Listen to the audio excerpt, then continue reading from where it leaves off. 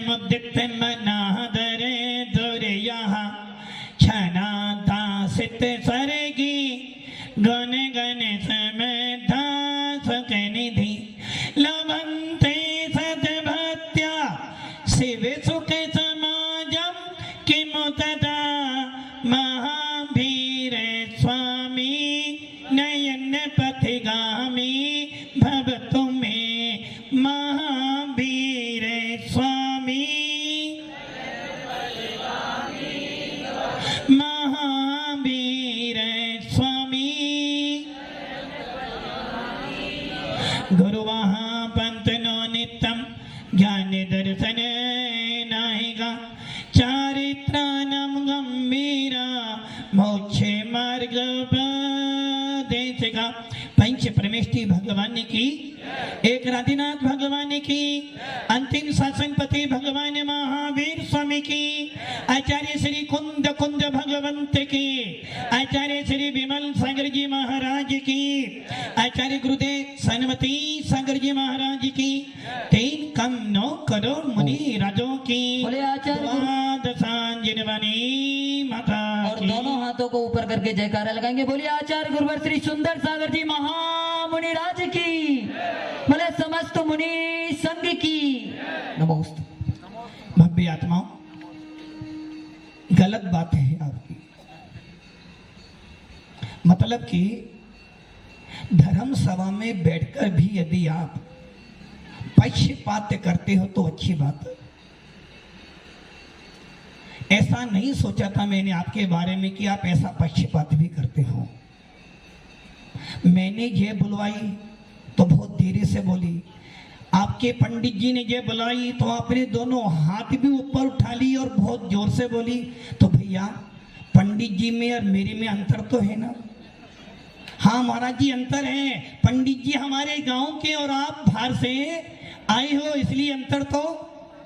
भव्य आत्माओं, जब जब भी पूज्य पुरुषों का स्मरण करते हो तो आपका मन वचन काये तीनों उसमें लग जाने।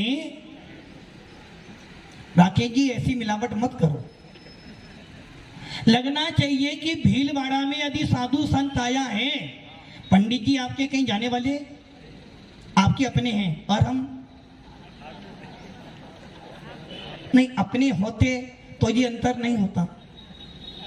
भव्य आत्माओं, अंतिम तीर्थेश्वर भगवान महावीर हमारे जाने माने तीर्थंकर हैं और कैसा भी जैनी हो। केसर वाले भैया जी सावधान। वो कह रहे थे मेरे से, महाराज मैं आंख बंद इसलिए करता हूं ताकि लोगों को लगे कि सो रहा हूं, किंतु मेरी आत्मा कहे नहीं भैया, आंखें बंद इसलिए की है कि बाहर के व्यक्ति को नहीं देखूंगा तो अंदर में उतरने का प्रयास करूंगा।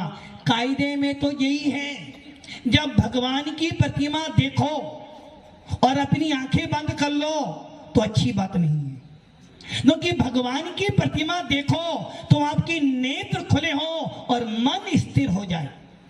जब भगवान के दर्शन करो नेत्र चंचल हो किंतु मन स्थिर हो जाए तो अंदर का भगवान दिखाई देता है। और जब प्रवचन सुनो तो आंखों को बंद करो और अपने अंदर की दृष्टि को खोल लो तो लगे कि मैंने अंदर में निवास किया है। इसलिए भव्य आत्माओं, जब कभी भी धर्म करो, जब कभी भी धर्म करो तो ये सोच के धर्म करना कि ये धर्म मैं अपने लिए कर रहा हूं। किसके लिए कर रहा हूं? किसके लिए? दुकान किसके लिए चला रहे हो? अपने लिए, परिवार के लिए। खाना किसके लिए खा रहे हो? परिवार के लिए। यदि नहीं खाऊंगा तो मर जाऊंगा और मर जाऊंगा तो फिर परिवार का क्या होगा? दुकान चलाते हो परिवार के लिए, खाना खाते हो परिवार के लिए, और दर्पण के सामने एक बार नहीं, 3 बार नहीं, 10 बार अपना चेहरा देखते हो। किसके लिए? अपने लिए, लोगों के लिए कि लोग क्या कहेंगे। और भव्य आत्माओं, कपड़े भी पहनते हो, किसके लिए पहनते हो? किसके लिए? अपने लिए। लोग मुझे देखकर कहें कि हाँ कोई रईसदाद आया है जितने अच्छे कपड़े पहने हैं, मतलब कि सारी क्रिया आपकी दूसरों को दिखाने के लिए हो रही है। तो हे भव्य आत्मा, हे ज्ञानी जीव, जब सारी क्रिया तेरी दूसरों को दिखाने के लिए हो रही है तो फिर जैन शासन पाकर भी तू क्या कर ले? कमाते हो दूसरों के लिए, खाते हो दूसरों के लिए, पहनते हो दूसरे के लिए, खर्च करते हो बोलो दूसरों के लिए, तो अपने लिए अरे महाराज अपना क्या, 2 दिन की जीवन है, 4 दिन मांग के लाए थे, 2 दिन तो गुजर गए, 2 दिन और निकल जाएंगे। अब आप सोच लो कि सारी लाइफ आपकी पर के लिए जी रहे हो तो अपने लिए कल्याण का मार्ग कम निकालोगे। हम अंगद जी, आप सवेरे सवेरे जल्दी आ जाते हो, क्यों आते हो? नहीं देखो अब मिलावट हो गई। अब तो वो इसलिए जल्दी जल्दी आते हो, उन्हें पता भैया मुझे अध्यक्ष बनाया तो मेरी ड्यूटी तो, यदि ये अध्यक्ष ना हो तो ये भी 9 बजे आते कि भैया प्रवचन सुनने जाना है।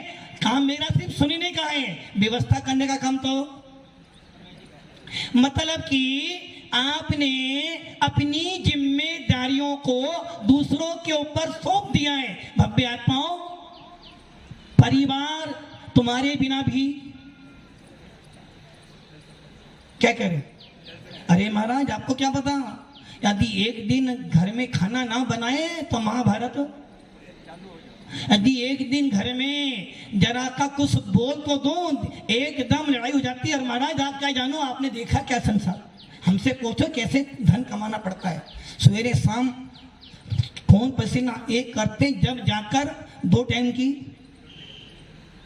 किसके लिए हमारे 2 टाइम की रोटी शांति से मिल जाए। क्यों पंडित जी, सही है ना? 2 टाइम के खाने के लिए पूरे दिन कोलू के बैंक की तरह पिलते रहते, और इधर देखो साधु संतों को 1 टाइम खाते हैं और उस 1 टाइम के लाखों लोग उनको आदर से बुलाते हैं, कोई टेंशन नहीं। आप कितने हाथ से खाते हो? 1 हाथ 2 हाथ से नहीं खाते आप, 1 हाथ से, 2 हाथ से कमाते हो और 1 हाथ से खाते हो। और ये साधु ना कोई कमाते फिर भी 2 हाथ से घी वाली रोटी खाते रहते। भव्य आत्माओं, सोचो अपना जीवन, आपका जीवन कहां जा रहा है? आपके पूरे 24 घंटे रात में सोते समय भी कितनी चिंता होती है। सवेरे उठना है, ऑफिस जाना है, बच्चे को स्कूल भेजना है, वो उसको ये माल देना, और इनको चिंता है सवेरे सवेरे टिफिन बनाना है, सफाई करनी है, बच्चों को स्कूल भेजना है, और उनके लिए वो कह रहे चाय बनानी। देखो मतलब कि आपकी लाइफ पूरी किसके लिए जी रहे हो? पर के लिए। अब आप ये सोच लो, भगवान महावीर का शासन मिला, वीतराग शासन मिला, और वीतराग शासन कह रहा है कि हे आत्मन, हे ज्ञानी, हे ज्ञानी, देखो कितना समझदार था वो, चुपचाप आया, परिक्रमा लगाई और चला गया। और यदि कोई जैन व्यक्ति आता, पहले महाराज के पास आता, दर्शन करता, फिर नीचे बैठता, फिर चावल चढ़ाता, फिर सबसे पीछे जाकर, तो देखो लो, पशु भी आपसे ज्यादा, पशु भी आपसे ज्यादा समझदार है क्या? देखो पशु कोई भी रात में नहीं खाता, कोई भी पशु रात में, जैसे ही सूर्य अस्त हुआ सारे पशु उड़ उड़ कर अपने अपने घर में घुस जाते हैं, और जैसे ही रात होती है आप सब लोग अपने अपने घर से बाहर निकल जाते हो। किसके लिए? अब आप सोच लो, हम कौन हैं? भगवान महावीर के वंशज। हम कौन हैं? आदिनाथ के वंशज। हमें क्या मिला है? वीतराग शासन मिला है। और भव्य आत्माओं, ये वीतराग शासन यूं ही नहीं मिल जाता है, बड़ी मेहनत की है, बड़ी मेहनत की है, बड़ी मेहनत की है। जब 6 डाला पढ़ते हो, उस 6 डाला की पहली ढाल में छंद आता है, काले अनंत निजोज मजार बीत्यो एक इंद्रिये तनधार। राकेश जी को याद आ रही है बनते, बोले महाराज पढ़ाई लिखाई की बात तो मुझसे पूछना मत, हाँ, मुझसे तुम ये पूछ लो कौन सी पंक्ति आने वाली है, कौन सी जाने वाली है, और कौन कौन से महाराज मंदिर में आए थे, और मैंने कितने कितने काम किए। सही है ना राकेश जी? मतलब कि इनको अपना हिसाब तो पूरा पता है, किंतु जिन शासन का हिसाब नहीं पता है। भव्य आत्माओं, आचार्य भगवंत कुंद कौन स्वामी कह रहे हैं, या मैं कह दूं जिन शासन कह रहा है कि हे भव्य जीव, किसी भी संप्रदाय में चले जाना, कहीं भी तुमको ज्ञानी नहीं बोला जाता है, किंतु भगवान महावीर का शासन देखो, तुमको क्या कह रहा है, हे ज्ञानी आत्मा। क्या कह रहा है? ज्ञानी हो, ज्ञानी हो। एक भैया तो हाँ कह रहे हैं हम ज्ञानी हैं, ज्ञानी हो।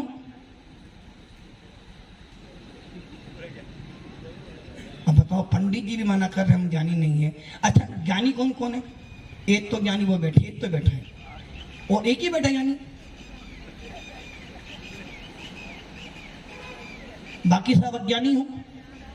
तो भैया फिर मेरा उपदेश तो बेकार है, क्योंकि अज्ञानी यदि मेरा उपदेश सुनेगा तो क्या कहेगा, महाराज गलत बोल रहे हैं, और फिर ना मेरा तुम गलत प्रचार करोगे। इसलिए हमारे भगवान ने लिखा, कुंद कुंद स्वामी ने रेन सर में लिखा, मिथ्या दृष्टि जीव को कभी भी उपदेश, क्योंकि मिथ्या दृष्टि जीव क्या करेगा, क्या करेगा? भैंस देखी ना, भैंस देखी, भैंस क्या करेगी? भैंस यदि भैंस को पानी में डाल दो, उतार दो, क्या करेगी भैंस? हाँ भैया, क्या करेगी भैंस? लाल कमीज वाले भैया आपसे ही पूछा, बाकी मुझे नाम नहीं पता, अभी 2 दिन हुए। राजकुमार जी, कहाँ के राजकुमार हो भाई? कौन सी राजधानी मिल गई आपको, राजकुमार बन गया? हैं जी, गांव के राजकुमार। देखो, राजकुमार तो नगरों का होता, गांव का तो सरपंच होता भैया। चलो, राजकुमार तो अपने घर के राजकुमार तो हैं। ये बताओ राजकुमार जी, एक भैंस को पानी में उतारो तो भैंस क्या करेगी? पानी में तैरेगी? राजकुमार जी, ऐसा तो स्वयं को मत बनाओ कि भैंस उसमें तैर जाए। अरे भैया, यदि भैंस को पानी में उतारोगे तो भैंस क्या करेगी? ना तो पानी पिएगी और ना तो स्वयं पानी पिएगी और ना पीने देगी। वैसे ही कुछ श्रोता ऐसे भी होते, मिथ्या दृष्टि श्रोता कैसे होते, ना तो सुनूंगा ना सुनने। तो अपने अपने आसपास देख लेना, कोई ऐसा व्यक्ति तो ना बेटा जो तुम्हें ना सुनने दे। और क्या करती है भैंस? चलो मत पी, ना पीने दे, कम से कम शांति तो बैठ।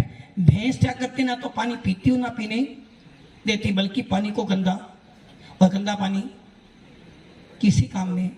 वैसे ही मिथ्या दृष्टि जीव को जिनवानी ना सुहाए। इसलिए मिथ्या दृष्टि अज्ञानी जीव ना तो जिनवानी सुनता है और ना सुनने देता, और सुन भी ले, यदि बैठ भी जाएगा तो उस जिनवानी को गंदा। और तो आप लोग अज्ञानी हो, और दादा की अब अज्ञानी नहीं है। अरे भैया, मैं अज्ञानी नहीं हूं, क्योंकि मेरे पास भगवान आत्मा है, मेरे अंदर भी भगवान महावीर जैसी आत्मा मेरे अंदर भी विद्यमान है। मुझे भगवान महावीर का शासन मिला है, और भगवान महावीर का शासन किसी कायरों को नहीं मिलता है, सूरवीरों को मिलता है। इसलिए हमारे सारे तीर्थंकर कौन थे? क्षत्रिय। और ये भव्य आत्मा ध्यान रख लेना, जो धर्म में सूरवीर होते हैं वो ही कर्मों में सूरवीर होते हैं। इसलिए हम लोगों को वीतराग शासन मिला है। पूरे विश्व के अंदर सबसे ज्यादा मजबूत शासन यदि कोई है तो वो है वीतराग शासन, और उस शासन में हमारा जन्म हुआ है। हर संप्रदाय वाला कहता है मेरी शरण में आ जा, मैं तुझे भगवान बना दूंगा। किसको भगवान बनना है? देखो, अभी भी मजबूरी में कह रहे हैं, हाँ महाराज आप कहते हो तो बन जाएंगे, वैसे हमारी इच्छा तो, हाँ भैया भगवान बनना है। देखो, अभी सोचने पहले घर वालों से पूछूं फिर सोचूंगा महाराज। अरे भव्य आत्माओं, हर संप्रदाय कहता है मेरी शरण में आ जा तुझे मैं भगवान बना दूंगा, किंतु वीतराग शासन कहता है जब तक मेरी शरण में आता रहेगा 3 काल में भगवान नहीं बनेगा। मेरी शरण छोड़ अपनी शरण में जाएगा तो तू उसी क्षण भगवान बन जाएगा। अब किसको भगवान बनना है? बनना है? देखो अभी मना करना, भगवान नहीं बनना। अब कह रहे हैं ऊपर वाले की कृपा हो जाए तो। अरे भैया सुनते सुनते 2015 से सुनते सुनते 2024 आ गया। 2015 में आपने विशुद्ध वाणी सुनी थी और प्रत्येक विशुद्ध वाणी का लक्ष्य एक ही था भैया, अपने अंदर झांक, अपने अंदर के परमात्मा को देख, अपने आप को देख, भगवान को देखना है तो बाहर मत ढूंढ, अंदर ढूंढने का प्रयास कर। और हम क्या ढूंढ रहे हैं भगवान को? भैया भगवान का है वाइट भीतर दिखा मेरे को यार, मतलब कि मेरी सुनी सुनाई मेरा ही बात मेरे ऊपर डाल दिया तुमने तो। हवा भैया भगवान मंदिर में भगवान नहीं है। मेरे मन मंदिर में आने पधारो महावीर भगवान। भगवान कहाँ बैठे? मन में, मंदिर में। मन है आपके पास? पक्का? कितने मन है आपके पास? बस बैठ जाओ। अब तेरी यही बात गलत। अरे भैया कम से कम भगवान छोड़, शरीर के बारे में तो जानकारी कर ले। कितने मन है तेरे पास? एक ही मन। मन कभी अच्छा होता कभी बुरा भी होता है। होता है? अच्छा कब होता है? जब दुकान पर जाते हो। और जब महाराज के पास जाओ तो बुरा। महाराज कहने अभी त्याग कर, अरे कहाँ फंस गया महाराज के पास आकर में, तो मन बुरा हो गया। और दुकान पे जाओ अच्छे अच्छे महात्मा गांधी आ रहे तो बहुत अच्छा। महाराज आपको पूछो मत, आज का दिन तो बहुत अच्छा गया, बहुत अच्छा गया। भाई क्यों गया अच्छा? अरे महाराज आज तो ऐसा व्यापार चला, ऐसा व्यापार चला, खाने की फुर्सत भी नहीं मिली। और दूसरे दिन महाराज के पास गए, अरे भाई महाराज मैं क्या? अरे महाराज आज आपने पूरे दिन मुझे यहाँ बिठा लिया, दुकान बंद करनी पड़ी, 2 घर तो टूट गए मेरे हाथ। अरे भैया मन अच्छा भी होता बुरा भी। कितने मन हो गए अब तेरे पास? एक अच्छा मन एक बुरा मन, एक मन घर वाला एक मन महाराज जी वाला। नहीं, घर जाओ तो लगता है महाराज के पास जाओ, और महाराज के पास आ तो अब महाराज कब थोड़े में घर जाऊं। तो मन कितने हो गए? अच्छा और बुरा। अच्छा मन कहाँ रहता है? अच्छा मन कहाँ पे रहता है? क्या कह रहे भैया? अच्छा मन कहाँ रहता है? दुकान पर देख लो। हाँ, अब तुम्हारे अध्यक्ष मोदी यदि गड़बड़ी करेंगे तभी कैसे काम चलेगा भैया? अरे भैया मन हमारे पास नहीं, मन 2 है, एक भाव मन और एक द्रव्य मन। द्रव्य मन डॉक्टर भी नहीं पकड़ सकता और भाव मन को हम नहीं पकड़ सकते। भाव मन का मतलब है जो तुझे बार बार प्रेरित करे, जो तुझे बार बार शुभ काम करने के लिए उत्साहित करे, वो भाव मन है। और द्रव्य मन जो तुझे बार बार उस भाव मन के बल पर भाइयों में काम करने की प्रेरणा देता है, उसे द्रव्य मन कहते हैं। भव्य आत्माओं, आपको जिन शासन मिला है क्या करना है? भगवान कहां पर है? वो दादा करे मंदिर में बैठा भगवान मंदिर में। अरे भाई मंदिर का भगवान तुम्हारा भगवान नहीं है। वो मंदिर वाला भगवान किसका है? हाँ भैया, मंदिर का भगवान किसका है? तुम्हारा है। वो कह रहे सबके हमारा भगवान। भगवान कभी किसी एक के होते हैं, भगवान को सबके होते हैं। महाराज किसके? तुम्हारे नहीं है क्या? तुम्हारे ही हैं महाराज जी। हाँ भैया, महाराज तुम्हारे ही हैं, सबके। भगवान तुम्हारे ही हैं? नहीं, सबके हैं। अध्यक्ष जी आपके आपका कौन सा मंदिर है? आपका कौन सा मंदिर है? अरे आपका कौन सा मंदिर? आपका मंदिर देखो, कह रहे सोपासना मंदिर मेरा ही है, और वो शांतिनाथ मंदिर, वो शास्त्रीनाथ का मंदिर आपका नहीं है ना? नहीं भैया, तुमने बोलो आप किस मंदिर में जाते हो? झूठ मत बोलो सजन वे, झूठ मत बोलो, खुदा के पास जाना है, ना हाथी है ना घोड़ा है, वहां पैदल ही जाना है। हाँ जी राकेश जी, कौन सा मंदिर आपका? सुभाषण मंदिर। मतलब कि क्या हो गया, वो भगवान किसके हैं जो मंदिर में बैठे हैं? सबके हैं ना? अजय महाराज किसके हैं? सबके हैं। फाइनल? तुम्हारे अकेले के तो नहीं ना भैया? तुमसे ही पूछ रहा हूं। भगवान ये महाराज किसके हैं? अच्छा मैं किसका हूं?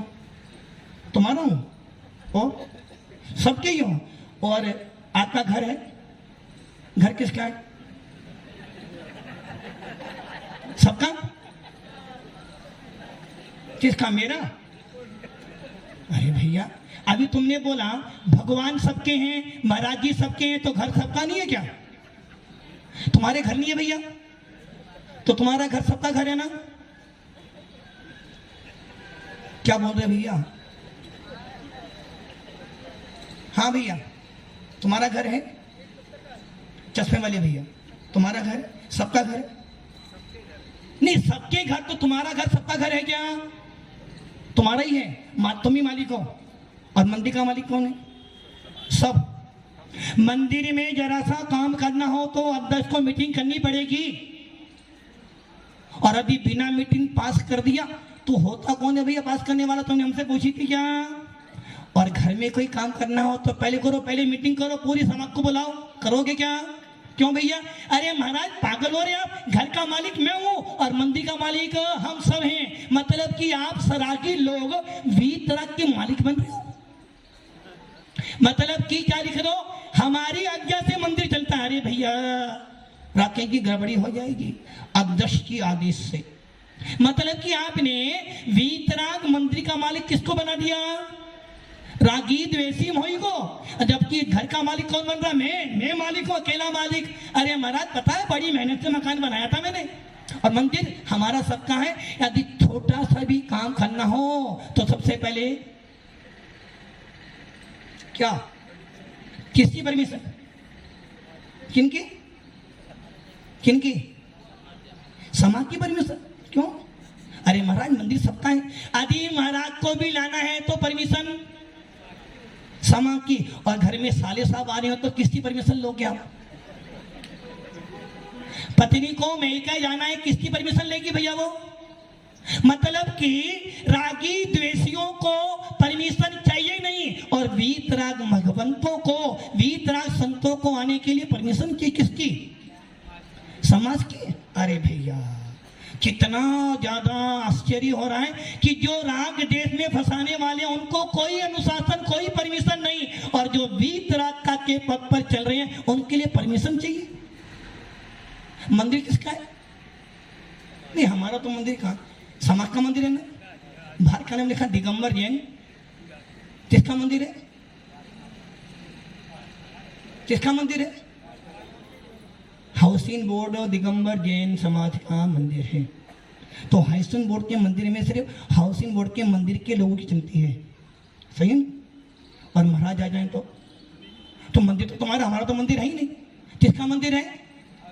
दिगंबर जैन हाउसिंग बोर्ड समाज का मंदिर। भैया कपड़े वाले दिगंबर नहीं होते, दिगंबर तो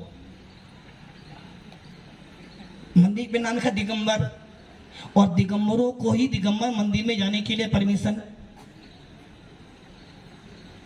मंदिर किसका है?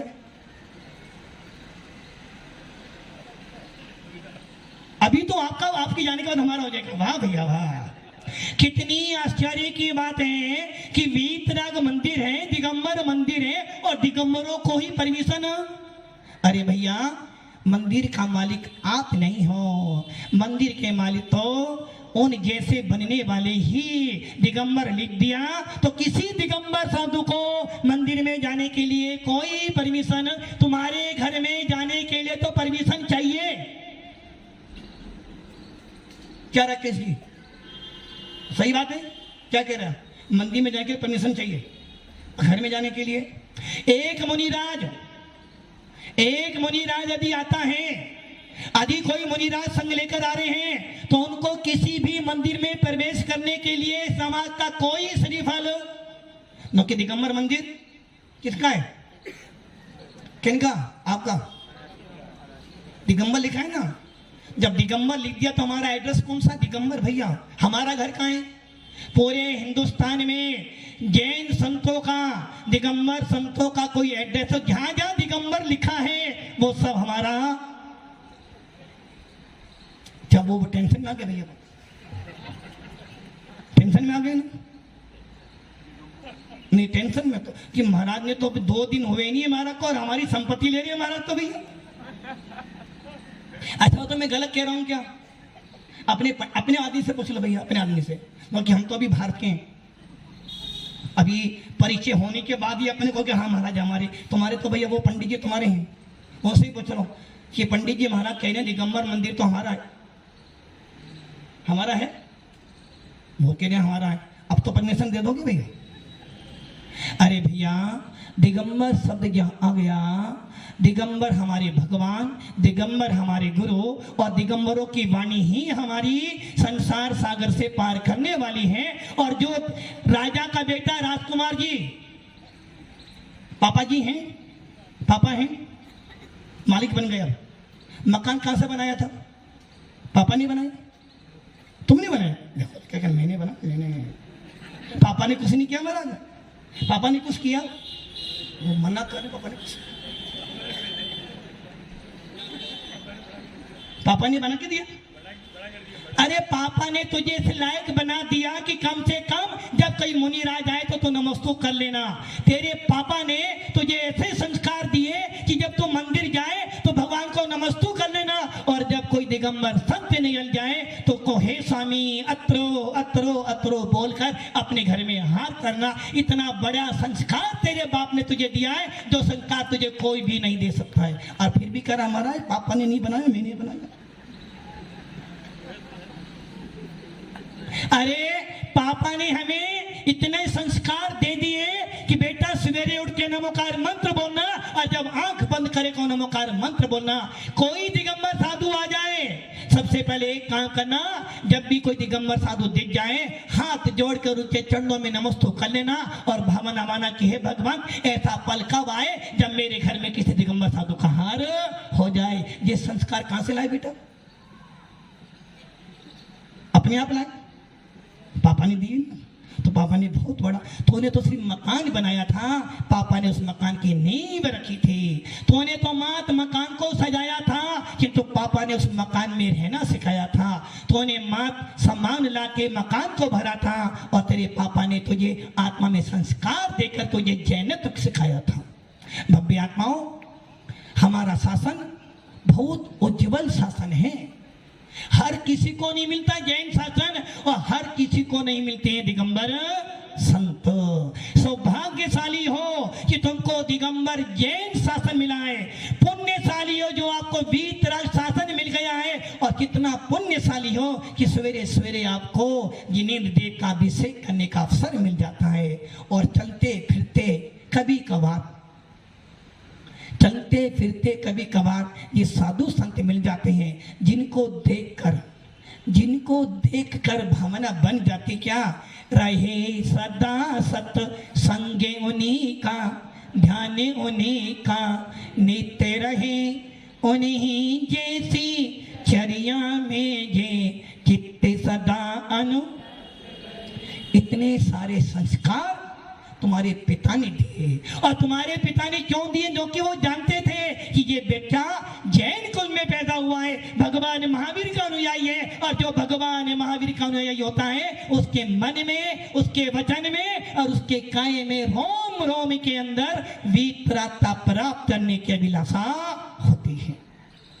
इसलिए हमारे जैन शास्त्रों में हमारे आचार्य भगवंतों ने, हमारे तीर्थंकरों ने एक ही उपदेश दिया कि यदि तू वास्तव में भगवान बनना चाहता है, वास्तव में यदि तू अपनी आत्मा के अंदर भगवान को देखना चाहता है, यदि वास्तव में तो इन साधु संतों के अंदर अपने आप को देखना चाहता है, तो एक काम कर लेना कि अपने मरण को सुधार लेना। जन्म को सुधारने की बात नहीं कहूंगा, क्योंकि अब आप जन्म सुधार नहीं सकते।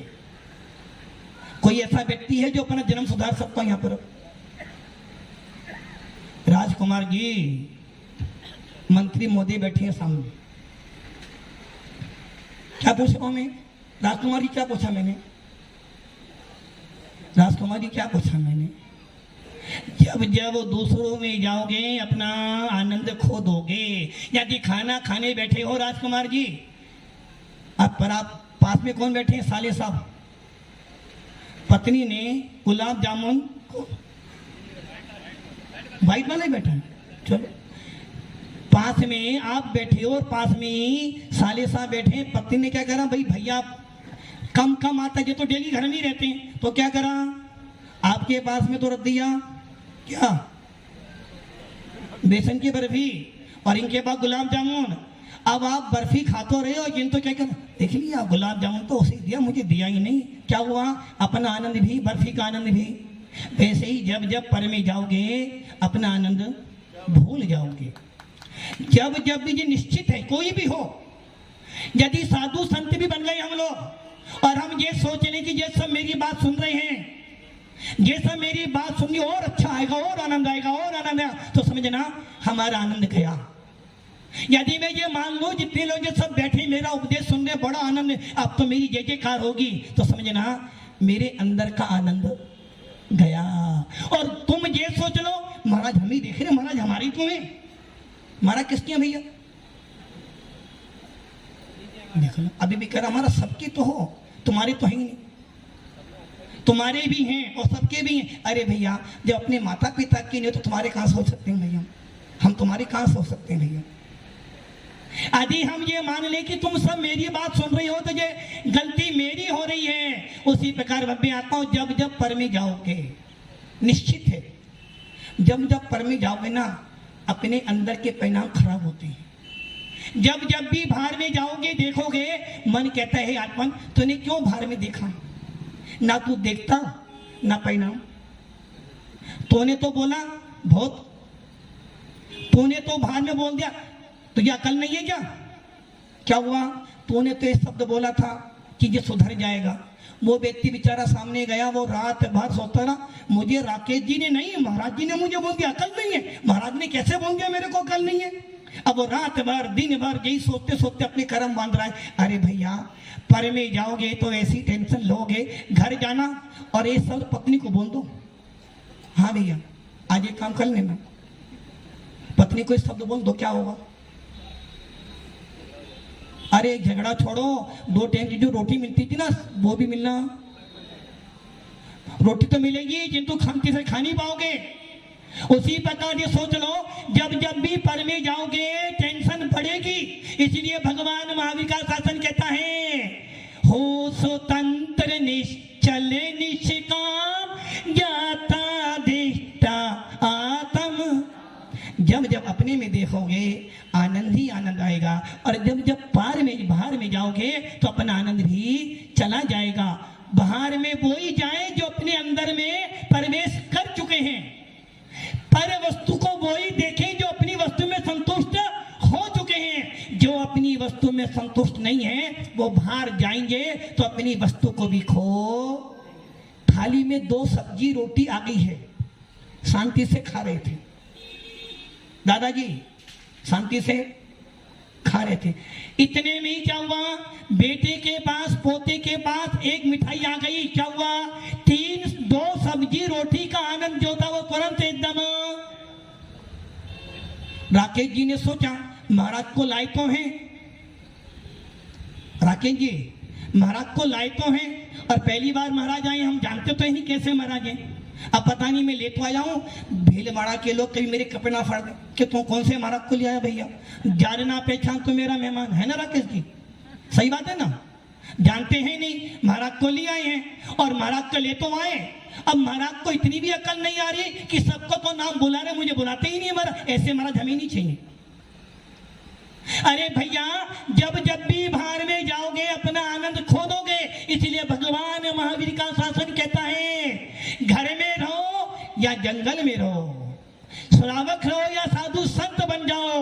यदि तू पर में जाएगा तो अपना आनंद खो देगा और अपने निज में रहेगा तो घर में रहते रहते भी तुझे आनंद आ जाएगा। और यदि तू पर में जाकर साधु बन जाता है तो आनंद आने वाला। इसलिए महाराज हम साधु बनते ही नहीं, घर में रहते आनंद ही आ रहा है। एसी चलता है, एसी चल रहा है, पेट भरा हुआ, अभी कह रहे हैं भैया कौन हूं मैं? भगवान आत्मा हूं मैं। क्या चल रहा है? एसी चल रहा है, बोतल पानी की फ्रिज की रखी ठंडी ठंडी, और क्या कह रहे हो? भगवान आत्मा हूं मैं। अरे भैया इतने भी ज्ञानी मत बनो कि एसी में बैठकर भगवान आत्मा का आनंद लो। यदि एसी में बैठ के भगवान आत्मा का आनंद आता तो कौन कौन स्वामी भी एसी में बैठकर समय सार को लिख देते। आत्मा का आनंद भोगों में नहीं आता, आत्मा का आनंद इन संसार की वस्तुओं में नहीं आता।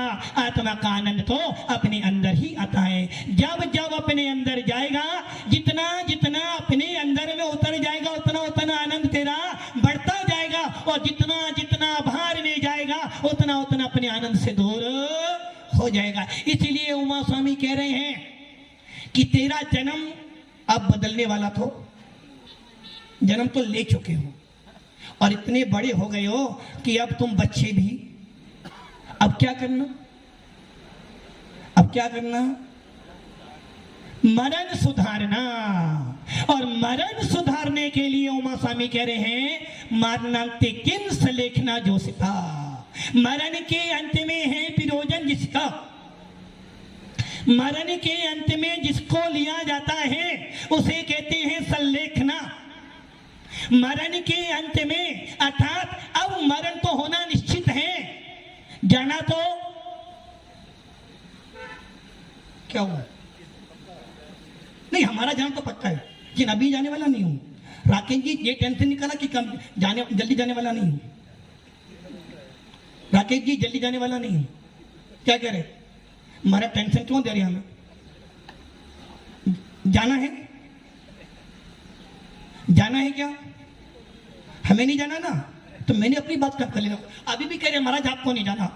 सबको जाना निश्चित है और अपने अपने समय पर सबको जाना पड़ेगा। तीर्थंकर भी आ जाए तो तुम्हें रोको।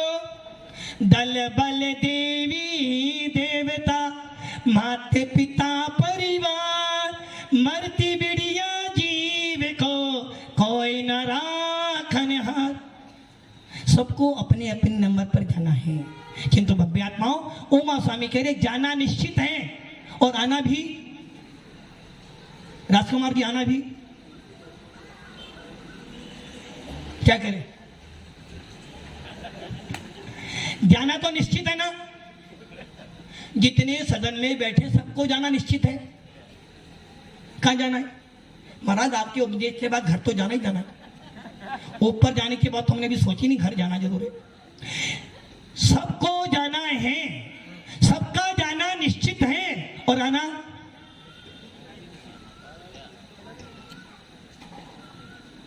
आना इस पंचम काल में जो भी जाएगा उसका आना तो निश्चित है।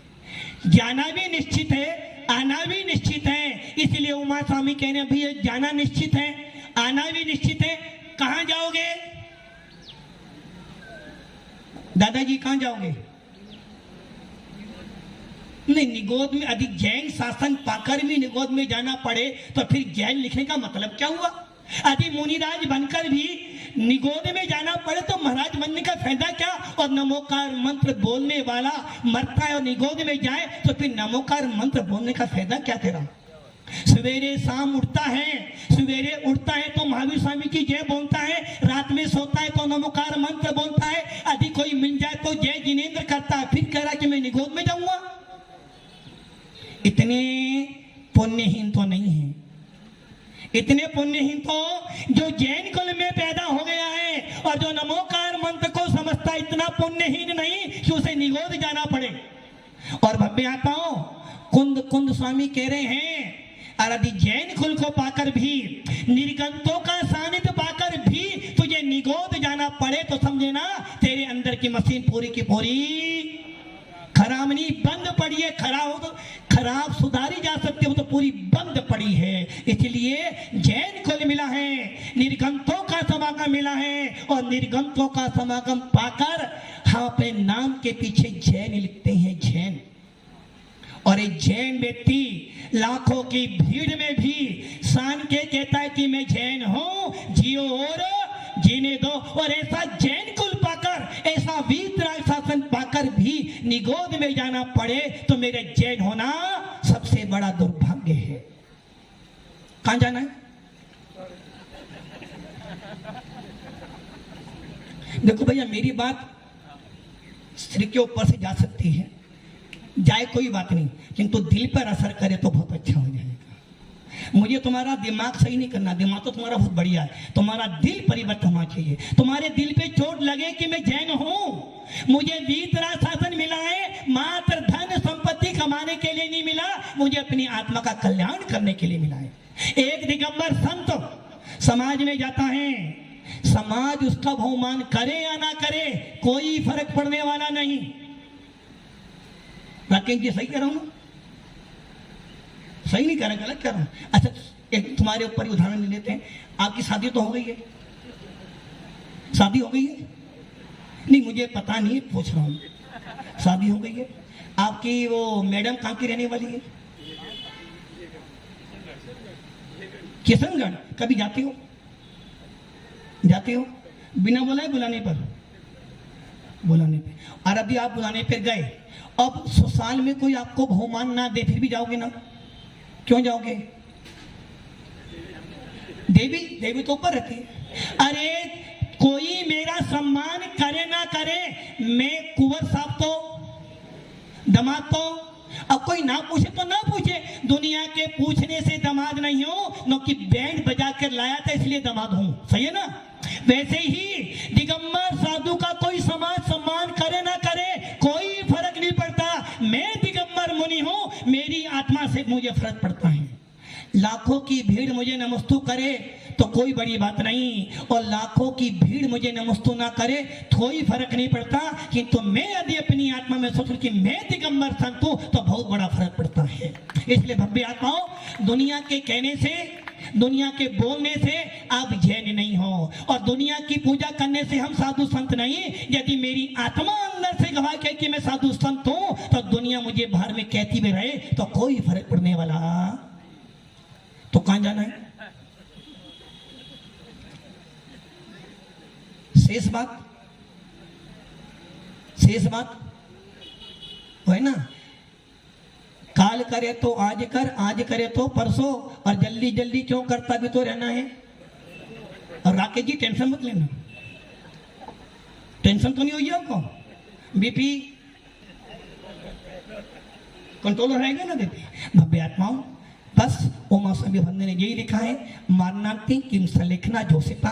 मरण के अंत में जब लग रहा है कि मरण तो होना ही है, कायर भी मरता है, सूरवीर भी मरता है, अधिक कायर को भी मरना है, सूरवीर को भी मरना है, और हम भगवान महावीर के शासन को नहीं, क्यों कायर से मने, सूरवीरता से मरेंगे। ऐसा मरण करेंगे कि जाने के बाद हमें लगे कि नहीं, मुझे किस गति में जाना है, मैं निर्णय अपना कर लूं। इसलिए भव्य आत्माओं, मरण के अंत में जो धारण की जाती है उसे सलेखना कहते हैं, और उस सलेखना के अंदर विशेषता होती है। जो सीता उत्साहित, मरण के लिए भी उत्साहित हो जाओ। जन्म का आनंद तो हर कोई बनाता है, हर संप्रदाय, हर विश्व का व्यक्ति जन्म का आनंद बनाता है, किंतु मात्र पूरे विश्व के अंदर एक वीतराग शासन ऐसा है जो मरण का भी आनंद बनाता है। ओम नमः सिद्धेश्वराय।